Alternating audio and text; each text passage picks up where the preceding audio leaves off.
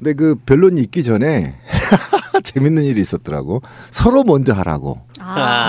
그래서 나는 당뇨가 있으니까 초콜릿 먹어야 되니까 네가 먼저 해.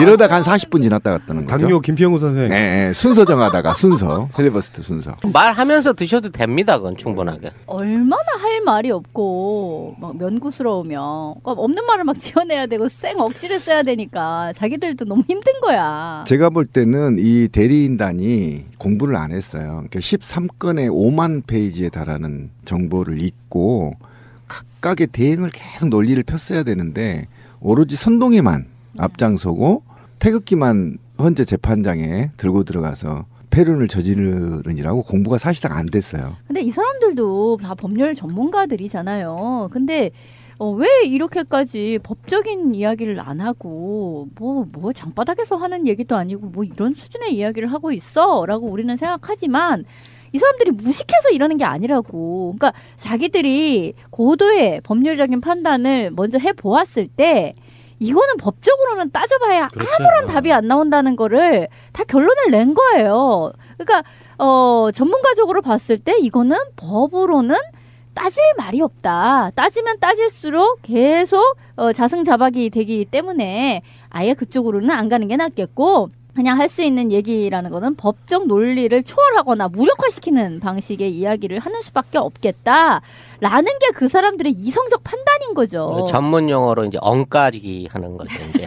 엉까기. 어쨌든 네. 대리인단이 혁명가로 둔갑한 건 해방 이래 처음으로 지금 기록되고 이게 그냥 웃는 얘기인데요.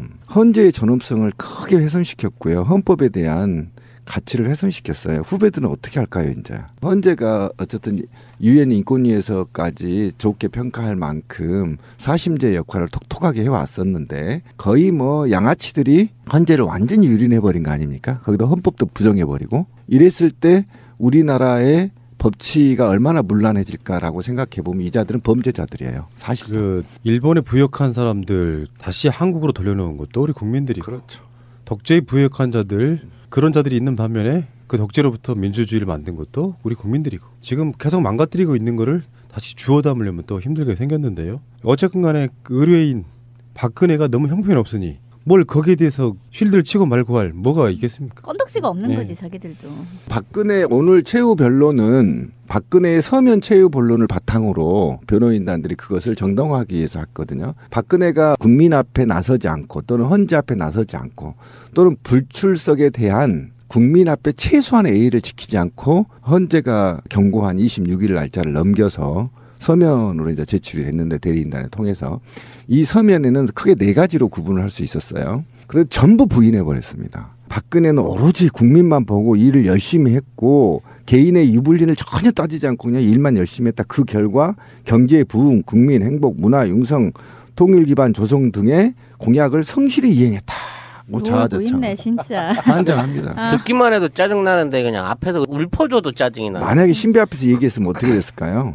짱돌로 조사합을 예, 다리부터 끝까지 다 조사버립니다. 이건 정말 짜증난 지금 나라 꼴이 엉망인데 그리고 최순실과 관련한 건에 대해서도 부정을 했는데요. 정말 양아치입니다. 박근혜 씨는. 왜 그러냐면 결론인 즉슨 내 말이 어려워서 일반인의 입을 빌어서 쉽게 표현한다는 것이 그렇게 됐다. 이게 말이 됩니까? 그러니까 최순실을 거쳐서 그렇지. 대국민적으로 이해가 잘 가게 만들었을 되게끔 뿐이다. 의견을 들었다는 거야. 아하. 아니 그런 건 김재동이나 유재석을 불러서 시켜야지. 그렇지. 그걸 왜 최순실이한테 시켜? 어쨌든 이제 정호성과 관련 문제에서 하나 이제 비밀 누설 문제만 사실상 그 최후 변론서에서 인정하고 나머지는 전부 부정함으로 인해서 자화자찬 였다. 이제 포기된 최후 변론서였다.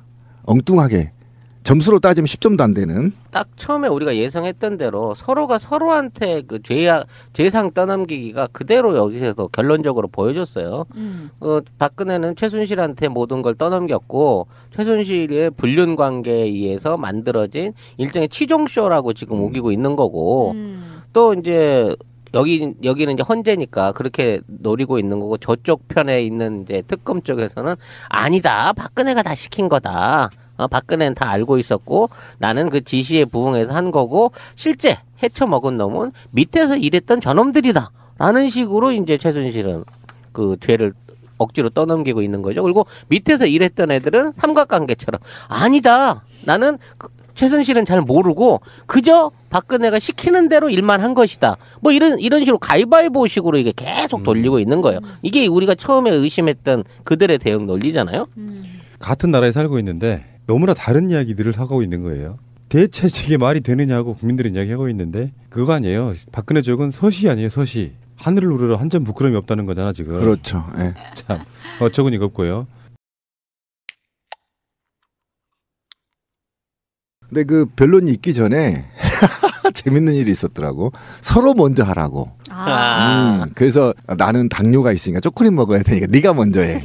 이러다가 한 40분 지났다 갔다는 거죠. 당뇨 김평우 선생. 네, 순서 정하다가 순서. 필리버스터 순서. 말하면서 드셔도 됩니다. 그건 충분하게. 얼마나 할 말이 없고 막 면구스러우면 없는 말을 막 지어내야 되고 쌩 억지를 써야 되니까 자기들도 너무 힘든 거야. 제가 볼 때는 이 대리인단이 공부를 안 했어요. 그러니까 13건의 5만 페이지에 달하는 정보를 읽고 각각의 대응을 계속 논리를 폈어야 되는데 오로지 선동에만 앞장서고 태극기만 헌재 재판장에 들고 들어가서 폐륜을 저지르느라고 공부가 사실상 안 됐어요. 근데 이 사람들도 다 법률 전문가들이잖아요. 근데 왜 이렇게까지 법적인 이야기를 안 하고 뭐 장바닥 헌재가 경고한 26일 날짜를 넘겨서 서면으로 이제 제출이 됐는데 대리인단을 통해서 이 서면에는 크게 4가지로 구분을 할 수 있었어요. 그래서 전부 부인해 버렸습니다. 박근혜는 오로지 국민만 보고 일을 열심히 했고 개인의 유불리를 전혀 따지지 않고 그냥 일만 열심히 했다. 그 결과 경제 부흥, 국민 행복, 문화 융성, 통일 기반 조성 등의 공약을 성실히 이행했다. 뭐 자아자찬. 있네 진짜. 환장합니다. 듣기만 해도 짜증 나는데 그냥 앞에서 울퍼줘도 짜증이 나. 만약에 신비 앞에서 얘기했으면 어떻게 됐을까요? 짱돌로 조사합을 예, 다리부터 끝까지 다 조사버립니다. 이건 정말 짜증난. 지금 나라 꼴이 엉망인데 그리고 최순실과 관련한 건에 대해서도 부정을 했는데요. 정말 양아치입니다. 박근혜 씨는. 왜 그러냐면 결론인 즉슨 내 말이 어려워서 일반인의 입을 빌어서 쉽게 표현한다는 것이 그렇게 됐다. 이게 말이 됩니까? 그러니까 최순실을 거쳐서 그렇지. 대국민적으로 이해가 잘 가게 되게끔 만들었을 의견을 뿐이다. 들었다는 거야. 아니 그런 건 김재동이나 유재석을 불러서 시켜야지. 그렇지. 그걸 왜 최순실이한테 시켜? 어쨌든 이제 정호성과 관련 문제에서 하나 이제 비밀 누설 문제만 사실상 그 최후 변론서에서 인정하고 나머지는 전부 부정함으로 인해서 자화자찬 였다. 이제 포기된 최후 변론서였다.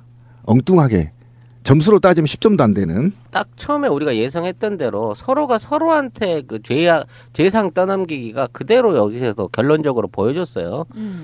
박근혜는 최순실한테 모든 걸 떠넘겼고 최순실의 불륜 관계에 의해서 만들어진 일종의 치종쇼라고 지금 우기고 있는 거고 또 이제 여기는 이제 헌재니까 그렇게 노리고 있는 거고 저쪽 편에 있는 이제 특검 쪽에서는 아니다. 박근혜가 다 시킨 거다.